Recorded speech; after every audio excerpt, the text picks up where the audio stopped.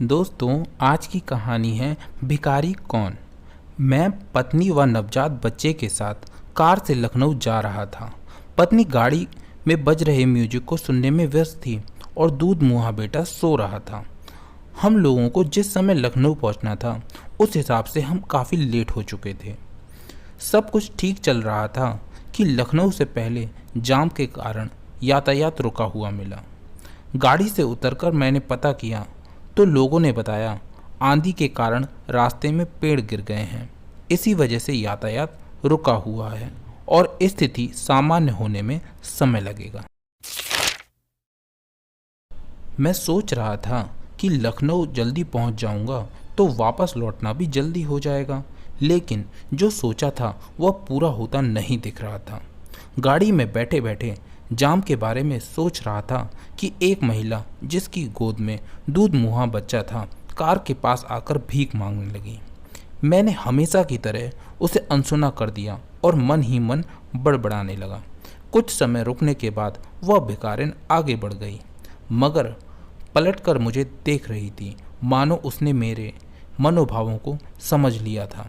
तभी पत्नी बोली कि बोतल में दूध खत्म हो गया है और बच्चा भूखा है।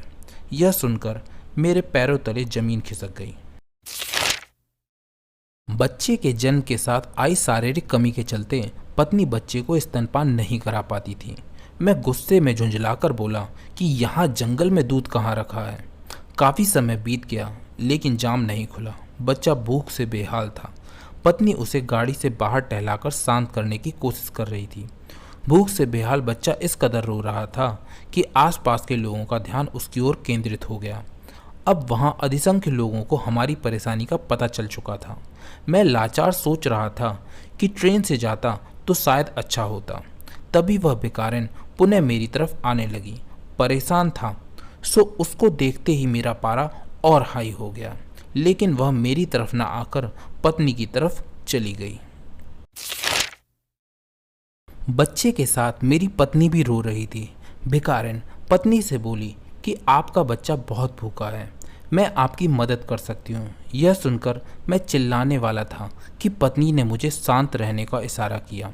उसने कहा, मेरा बच्चा भी दूध पीता है, आप कहें तो मैं आपके बच्चे को अपना दूध पिला दूँ। अब मुझे और गुस्सा आया कि भला मेरा बच्चा किसी भीख मांगने वाली का दूध पिएगा। मैं इतना संपन्न और ये हाथ फैलाकर भीख मांगने वाली। लेकिन पत्नी ने मुझे आंख दिखाते हुए बच्चे को उसकी गोद में दे दिया। उसने मेरे बच्चे को जैसे ही सीने से लगाया उसका रोना बंद हो गया। थोड़ी देर बाद बच्चा शांत होकर खेलने लगा। भिखारिन ने बच्चे को गोद में दिया और अपना बच्चा जमीन से उठाकर चल पड़ी। दोस्तों, अगर आप कहानी में इस मोड़ तक आ चुके हैं तो वीडियो को लाइक और चैनल को सब्सक्राइब करना मत भूलिए, इससे हमें मोटिवेशन मिलता है। तो चलिए शुरू करते हैं आगे की कहानी।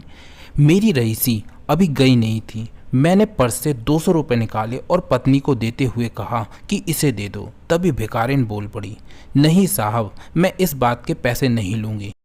ममत्व भरे स्वरों से मेरी बात को टालते हुए वह आगे बढ़ गई। अब जाम खुल चुका था।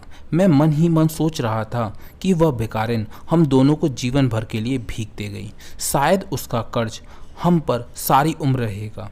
आसपास के लोग भिखारिन के त्याग की दुहाई दे रहे थे।